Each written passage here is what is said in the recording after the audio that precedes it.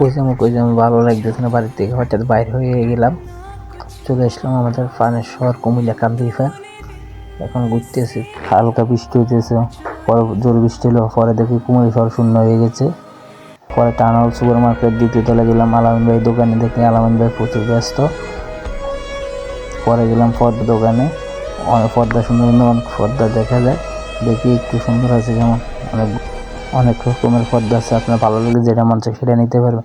পরে ভাবি আপনাদেরকে একটু ভিডিও করে দেখাই। দোকানের ঠিকানা হলো কুমিল্লা স্টেডিয়ামের অপর সাইডে।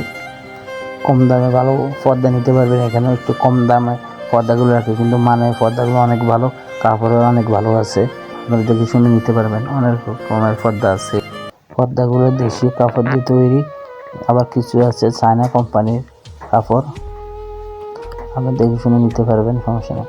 পরে আমার পছন্দ মতন আমি 3 পিস কিনলাম। আঙ্কেল খুব ভালো মানুষ, ওনার দোকানে আপনারা সবাই চলে আসবেন। পরে চলে আসলাম আমাদের 2020